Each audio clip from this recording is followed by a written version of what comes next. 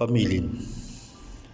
Mahalin at pakaingatan ang bawat ibinabahagi ko sa YouTube channel na ito.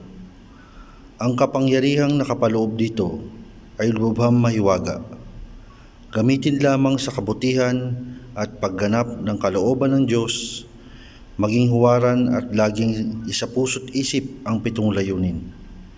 Una, isabuhay ang 4 na gintong simulain: maka-Diyos, makabayan, makatao, makakalikasan. Pangalawa, isagawa ang pag-ibig sa Diyos, pananampalataya at pag-asa sa pamamagitan ng tiyaga. Ikatlo, isakatuparan ang kabutihan, katuwiran, kalinisan, katotohanan, kadalisayan, kaliwanagan at kababaan ng loob. Ikaapat, ipalaganap ang kapayapaan, pagkakaisa, pagmamahalan, pagtulong sa kapwa, pagmimisyon, paglilinis ng sarili, at pagbabago tungo sa pag-unlad. Ikalima, magkaroon ng paggagalangan, pag-uunawaan, pagmamahalan sa isa't isa bilang mga kapatid at kapwa-tao. Ika-6, maging dakila sa isip, sa salita at gawa para sa Diyos, sa bayan at tao. Ika-7, ipagtibay ang kautusan ng Diyos, tumulong sa pagpapaunlad ng bawat kapwa at tumupad sa hadikain ng Diyos sa bawat tao.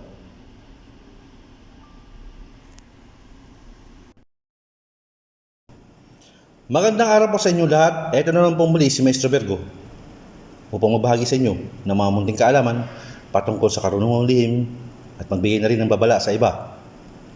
Sa pangkalahatan, sa lahat ng mga Satorians at sa lahat ng mga nag-aaral sa karunungang lihim na binabaybay ang kabutihan at sinusundan ang katuruan na kung saan ay upang ilapit ang ating sarili sa nag-iisang Diyos Ama na makapangyarihan sa lahat na mabuti sa pangkalahatan. Bago ang lahat ay mag-alay muna tayo ng isang panalangin. O Panginoong ko, Diyos Ama na makapangyarihan sa lahat, salamat po sa kaliwanagan ng aming pag-iisip na pinagkaloob niyo sa amin. Salamat sa mga taong humaplos sa aming damdamin, sa aming kaisipan upang kami ay maliwanagan at upang ang iba na mga mapanudyo, mapanukso, na mapanlinlang sa bawat bahagi ng aming buhay ay hindi magtagumpay sa kanilang mga pamamaraan. At sana po sa mga taong nagdalalim-laliman at kung ano man ang kanilang mga iniisip upang hikayatin ng iba, ay haplusin niyo po ang kanilang puso. Sila ay magpakatotoo sa kanilang sarili at sana ay mag-reflect din sa kanilang mga ginagawa kung talagang sila ay makatotohanan. At salamat po sa mga biyayang pinagkakalob niyo sa amin, sa lahat ng mga taong dumarating sa amin, sa lahat ng mga pagsubok na pinagkakalob niyo sa amin na alam mo naman na hindi niyo ibibigay kung hindi namin kakayanin. Sana po ay patnubayan niyo kami lahat sa aming pagmimisyon. Ang aming pamilya ay iligtas niyo po sa kapahamakan, sa mga nangyayari ngayon. Sana po matapos ng mga nangyayaring kaguluhan at sana matapos na rin po ang mga kung ano mang nangyayari ng mga sakit na dulot ng mga kasamaan ng tao sa buong mundo ay maalis na rin ito. Alam ko po na sa isang salita niyo lamang ay mawawala ang lahat ng mga bagay na ito. At yan naman po ang hinihiling ko sa inyo at maraming salamat po sa inyo, Diyos Ama na makapangyarihan sa lahat. Lahat ng po na ito hinihiling ko o pinapanalangin ko sa inyong walang kapantay na kapangyarihan at walang bahid dungis na pangalan. Maraming salamat po. Ang ating ibabahagi sa ngayon ay patungkol sa isang bagay. Patungkol sa sinasabing Sator kaliwa laban sa Sator sa kanan. Alin ba ang kaliwa at alin ang kanan? Sabi nga nila, maraming mga tao na huwad na propeta na sila ay maglalahad ng kanilang mga hinabing mga katatin na nagmula rin naman sa Biblia at sa mga hayag na aralin na pinagtagpi-tagpi na kung iisipin mo lang ay hinugot din sa mga bersikulo ng Biblia o sa mga bersikulo ng mga pahina ng libro, ng mga banal na libro na ginagamit upang sila ay makakuha rin ng simpatya. Sabi nga nila sa hirap ng buhay ngayon, sa sitwasyon, ay marami ang taong magpapanggap na sila ay mga huwad na propeta, huwad na mga ngaral. At para sa akin, ano ang kaibahan sa lihim na karunungan kung sa kabutihan mo gagamitin ang mga bagay na ito? Sabi nga nila, ang pag-aaral ng lihim na karunungan ay pagsubok lang din na tinatawag nila na upang subukin ang iyong katatagan sa iyong paniniwala patungkol sa kabutihan. At may mga taong Malalalim kung magsalita na hinugot din nila sa mga sulatin ang kanilang mga ginagawa. At alam naman natin yung mga bagay na yan. Sabi nga nila, upang makakuha ng simpatya sa iba. Ngunit ano ang kaiba nila sa Sator? Kung ang sinasabi nilang pinabubulaanan nila, na sinasabi na hindi sa orasyon, hindi sa medalyon, at hindi sa mutya, kung sila naman ay meron din ganyan mga tangan at nakatatak pa nga sa kanilang mga katawan. Sino ngayon ang nahulog sa ganitong mga bagay? At sino ngayon ang nagpaalipin sa mga katuruan kung mismong sa kanilang katawan ay tinatak nila ang tatak ng Sator at sinasabing sila ay makapangyarihan? Sabi nga nila, walang makapangyarihan sa buong mundo. Ang makapangyarihan lang ay ang Diyos Ama na makapangyarihan sa lahat, na siyang may lalang ng sangkatauhan, na siyang mabuti sa pangkalahatan. Maaaring ang iba ay hinikayat ang iba nagbibigay ng mensahe at may naghahayag ng makabagong Sator na hindi pa subok ang kaalaman nito at hindi pa subok sa pangkalahatan, na maaaring maging masama o mapaminsala sa pangkalahatan dahil hindi natin alam kung ano lang kanilang kaisipan. Sila ay mortal din lamang na kayang magmanipula ng mga tao sa paligid, na siyang nanunubok sa kakayahan ng iba upang pigilan ang mga taong nag-aaral at upang magpatuloy ang kanilang kasamaan. Ginamit pa nila ang salitang Sator na salitang sagrado. Kaya para sa akin lang, sa mga taong gumaganap o gumagawa ng mga ganyang bagay na naghahayag na sila ang makabagong Sator, ang masasabi ko lang, ihayag nyo ang sarili nyo. Ilabas nyo kung anong meron kayo. Yung buong katotohanan. Hindi yung nagkukubli kayo sa isang lugar at sasabihin ng iba na sila ang makatotohanan. Ngunit ang katotohanan sinasabi ay nagmula rin naman sa pananatipan. Doon lang kinukuha ang mga bagay na kanilang sinasabi. Maaring nakakamangha, malalim. Ngunit para sa akin lang, ang kalaliman ng isang tao ay dapat nagre-reflect din sa iyo. Kaya nung minsan nagbigay ako ng mensahe sa pangkalahatan na sabi ko nga sa isang kaibigan natin, kung makakaya niyang burahin ang marka ng Sator sa kanyang balat na kanyang pinatatakan, siya ay ating susundin sa kanyang katuruan. Dahil ang sinasabi ng bibig at binubulala sa kanilang bibig ay hindi naman nagagawa o ginagawa sa kanilang paaraw-araw na gawain o tinatawag nilang hindi mag-reflect. Hindi mag-connect ang sinasabi sa mismong kaanyuan o sa mismong katauhan ng isang tao. Kailangan kasi, sabi nga nila, spiritual, mental, physical at emotional. Kailangan maging, kung makatotohanan ka, maging transparent ka. At bukod pa doon bakit meron kang mga tangan ng mga ganyan? Bakit meron ka rin medalyon? Bakit meron ka rin mutya? At meron ka rin tatak na pinatatakan mo pa sa iyong katawan. Hindi ba nagkakaroon ka ng pag-aalinlangan sa ganung bagay? At ginamit pa ang pangalan ng kataas-taasan. Ngunit para saan? Ano ang kaibahan? Ano ang dahilan? Ano ang motibo? Sabi nga nila. Kaya nasabi kong Sator kaliwa versus Sator sa kanan.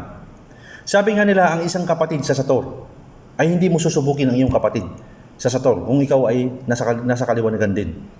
Hindi ka magbabato ng kung anumang orasyon na nais mo upang iparamdam ng lakas na meron ka. Para sa akin lang, manindigan ng iba sa katotohanan at sa kabutihan. Maaaring ang iba ay ginagapang na nila upang patigilin sa pag-aaral at sasabihin na mabait si Lucy, sabi nga. At si Lucy ay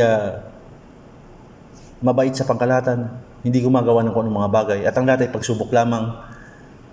So, ano yung mga nilagay nyo sa inyong sarili? Ano yung mga hawak nyo, mga tangan nyo? Collection lang yan? Pati yung nakatatak sa inyong katawan, collection din. So, ibig sabihin, nagkakaroon ka ng palaisipan. Di ba? Para sa kaalaman ng lahat. Ito ay mensahe ko sa pangkalahatan na mag-iingat. Sabi ko nga sa inyo, may mga taong mapanlin lang na kayang magbalat kayo. Ngunit sa harap mo sila ay mga kaibigan, ngunit iba pala ang kanilang kaisipan. Hindi siya para ang gagamitin ang banal na pangalan ng dakilang taas o dakilang isa upang magkamal o sila ay magpatuloy sa kanilang mga negosyo kung ano man. Sabi nga nila, sa social media, Maraming tao ang maghahayag ng kanilang kaisipan. Ngunit ano ba talaga ang katotohanan kung sa mismong sarili nyo hindi nga nagre-reflect, mga kaibigan? Simulan nyo sa sarili nyo na kayo magpakatotoo. Simulan nyo sa sarili nyo na ihayag ang katotohanan sa sarili nyo mismo na kayo ay magpakatotoo bago nyo ihayag ang katotohanan sa iba. Kaya sabi ko sa mga iba na nagsasabi sila ay makatotohanan at ginagamit pa ang banal na pangalan ng dakilang isa na nasa kataas-taasan. Ano man ang gagawin natin, yan din ang magbibigay sa atin o sinasawag nilang kung saan tayo mapupunta sa pagdating ng araw. Maaaring hinugot nyo sa ibang kasulatan o sa mga banal na tipan ang mga bagay-bagay na inyong sinasabi upang kayo magkaroon ng kalaliman sa inyong mga sinasabi o sa mga tinuran. Ngunit para sa akin lang, maninindigan pa rin tayo sa pangkalantang pagkabutihan. At hindi ang nakikita o sinasabi ng ibang tao ay yun na ang makatotohanan. Kaya sabi ko nga sa iba, maging matalas ang pandaman ng ibang tao, hindi sa paraan na makikita ng iyong mga mata. Mas talasan mo ang iyong panlooban na pandama, ang pinakakaloob-looban ng iyong pandama, upang maramdaman mo kung sino ang mga nasa paligid na nagpapanggap.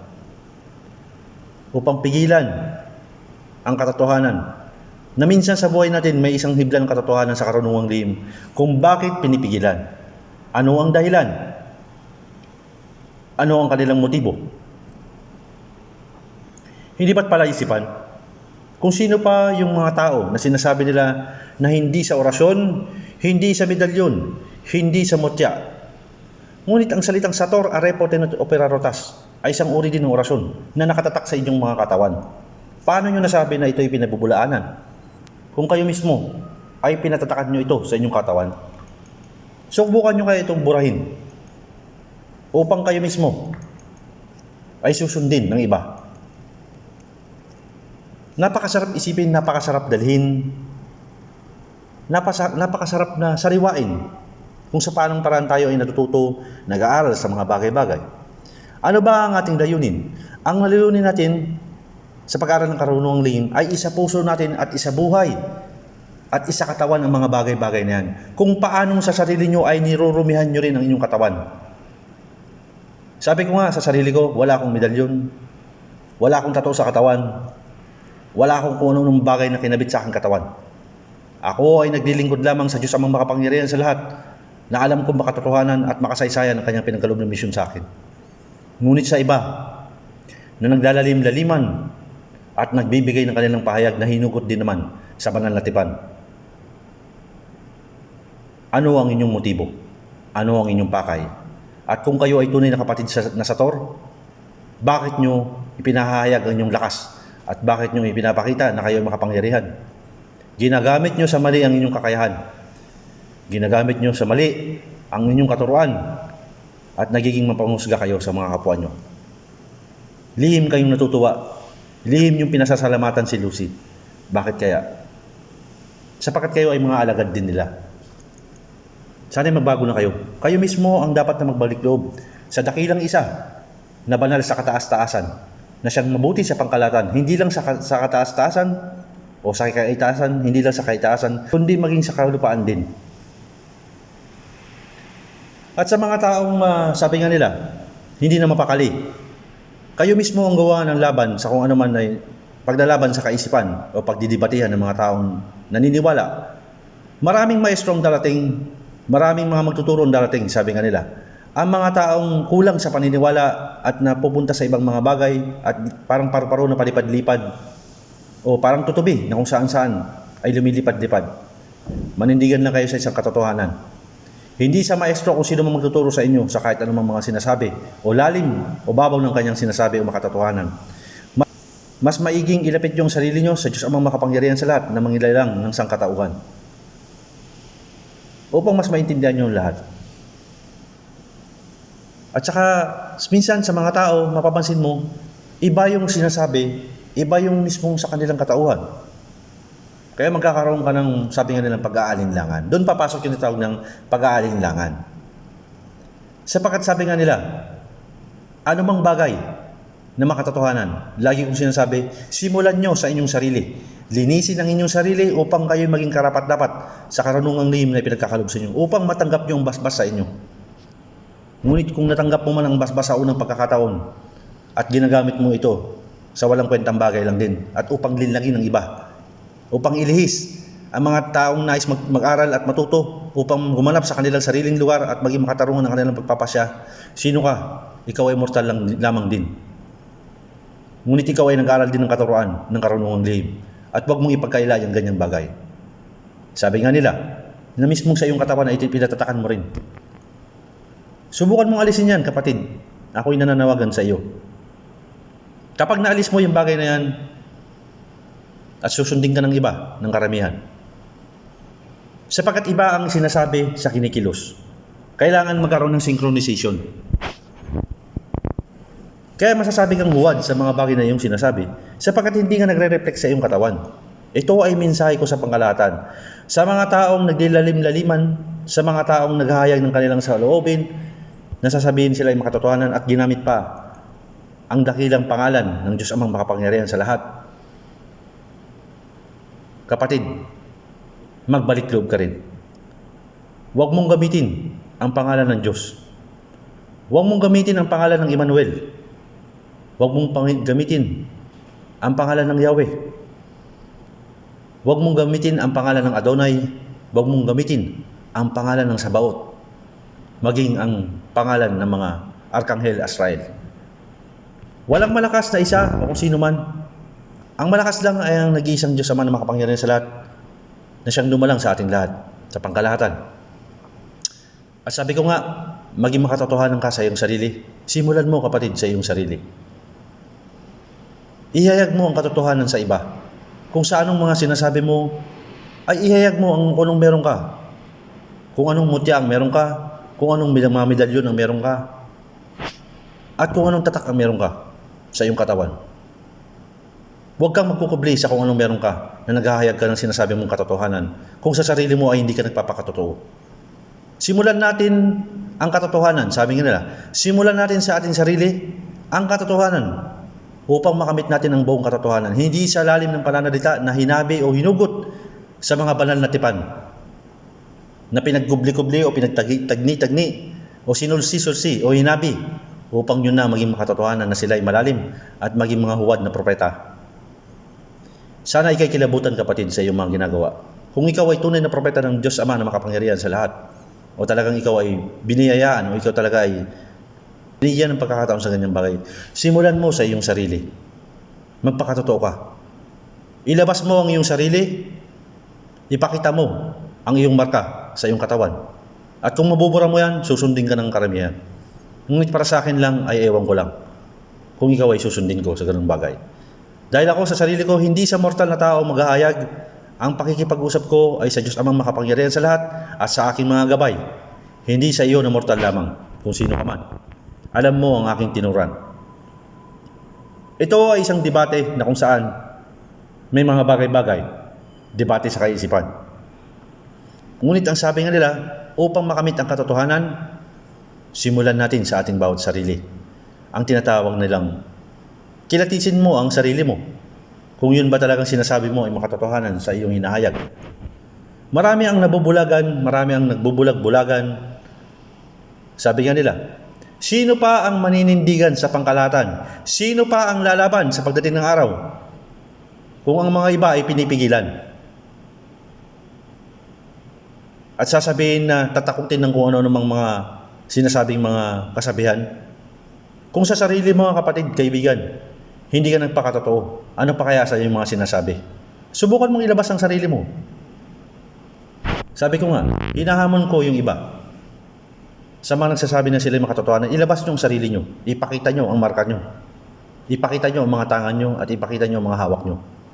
Kung kayo yung makatotohanan, tanggalin nyo lahat yan. Yung mismong marka sa inyong mga balat, sa inyong katawan.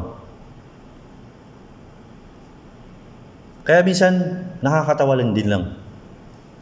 Sabi nga nila, masasabihin ng iba na ang nais lang ng iba ng Panginoon Diyos ay manalangin mula sa Kanya. Sabi ko nga, ang pag-aaral ng karunungang lihim ay paglalapit mo rin sa Diyos Amang makapangyarihan sa lahat, na siyang tunay at totoo, na talagang lumikha sa atin sa pangkalahatan. Marami silang alam sa katawagan, kung saan nagmula ang mga bagay-bagay. Ngunit sa sarili nila, hindi nila simulan. Burahin mo sa iyong sarili, sa iyong kaisipan, kapatid. Ang iyong marka. Yan ang aking mga katanungan. Kung sa paanong paraan bakit ikaw ay nagkaroon ka ng marka sa iyong katawan. Ngunit ito yung pinabubulaanan. At meron ka rin mga tangan na medalyon. Meron ka rin mutya na iyong tangan. Hindi ba't pala isipan? Sana may maging bukas na kaisipan to sa ibang mga nag-aaral. Sabi nga nila, maraming mga maestrong darating. Sa social media, hindi mo naman malalaman kung sino ang loyal sa'yo o sino makatotohanan. Ngunit para sa akin lang, anumang mga ibinabahagi natin ay base sa ating personal na karanasan o sa aking personal na karanasan. Hindi sa paraan na hinugot ko sa banal na tipan o sa anumang mga bagay. Ako ay gabay din, may ginagabay din ng banal na katipan at banal na kasulatan. Ako ay nagbabasa rin ng mga ganyang bagay at naniniwala ako sa ganyang bagay. Ngunit ang gagamitin ang kaisipan o ang kasulatan sa banal na tipan at huhugutin mo doon ang iyong mga sinasabi ay isang kalapastanganan din. Kung sa paghahayag ng katotohanan ay ikaw sa sarili mo ay hindi ka nagpapakatotoo. Hindi ba napakalaking panloloko? Simulan mo sa iyong sarili, kapatid, ang pagbabago. Kung talagang ikaw ang makatotohanan, ihayag mo ang sarili mo. Ipakita mo ang sarili mo. Ipakita mo ang marka sa iyong katawan habang ito'y inaalis mo. Huwag ka magkubli sa mga bagay na iyong sinasabi upang makuha ang simpatya ng nakararami. At sa iba naman na nadala o tinatawag nilang nakuha ang simpatya ay nakakaawa lang. At sa iba naman na sinasabi na sila ay titigil sa isang bagay na kanilang pagmimisyon, nakakaawa rin. Sapagkat kayo maninindigan at magpapaalipin sa katuruan sa sinasabing mga ganyang bagay na makatotohanan. Dahil mismo ang nagsasabi sa inyo ay hindi naging makatotohanan sa kanyang sarili. Kaya mga tupa na naliligaw ng landas ay inaakay ng mismong tao o bulag din sa kanyang sarili na siya ay sinasabing makapangyarihan. Na mismong mga bagay ay nakatatak din sa kanyang katawan. Sino ngayon ang nagpaalipin sa katuruan? Yan ang katanungan. Sator kaliwa laban sa sator sa kanan. Sino ngayon ang makatarungan? Yan ay isang malaking palaisipan sa pangkalahatan. Maraming salamat po sa inyo lahat at sana maging bukas na kaisipan to sa pangkalahatan. Nanawa ang mga bagay-bagay na inyong natutuklasan, na inyong nakikita, huwag kayong mabulagan. Na minsan may mga taong dating sa atin na sinasabing sila ay malalim, ngunit iba ang kanilang saloobin. Iba ang kanilang pakay, iba ang kanilang motibo. At ang mismong kanilang pinabubulaanan ay meron sila nito na hindi nila maikakalila at hindi nila maitatanggi. Saksi ang Diyos na makapangyarihan sa lahat sa kanilang kabulaanan. Sana lang sa inyong mga sinasabi ay maging makatotohanan kayo. At huwag niyong ikorap ang mind ng ibang tao. Simulan niyo, kapatid, sa inyong sarili. At huwag sa mga taong mahihina at huwag sa mga taong kaya niyong manipulahin. At patungkol din sa inyo, magbago kayo. At sabi ko nga, maging makatotohanan ka lang, kapatid. At panigurado, matatanggap mo ang biyaya mula sa Panginoon. Hindi siya paraan na mainggit ka sa iba kung anong meron sila. Hindi siya paraan na mag-isip ka ng masama para sa kanila. Tawanan mo iba, kotyain mo ang iba. I-stalk mo ang iba. Sabi nga nila, hindi mo kailangan i-stalk ang ibang tao. Yan ay sinatawag ng private life nila. Hindi mo kailangan i-stalk ang ibang tao na maging obsessed ka sa kanila upang ihayag mo yung saloobin. Maghayag ka ng saloobin mo nang wala kang tinatapakan na ibang tao. Maghayag ka ng saloobin mo nang wala kang ginagamit na mismong ang pangalan ng dakilang isa na yung ginagamit sa iyong kapalaluan. Simulan mo sa iyong sarili, kapatid. Ihayag mo at ilabas mo ang iyong marka at burahin mo ito upang ikaw sundin ng nakararami. Kung talagang ikaw ay makatotohanan. Maraming salamat po. Shoutout po sa lahat ng mga Satorians. God bless po sa inyong lahat at mag-iingat po kayo sa mga taong, sabi nga nila, mapanlin lang at naghahayag ng sinasabing makatotohanan, ngunit sila sa sarili nila ay hindi sila nagpapakatotoo. Maraming salamat po at God bless po sa inyong lahat. Hanggang sa muli.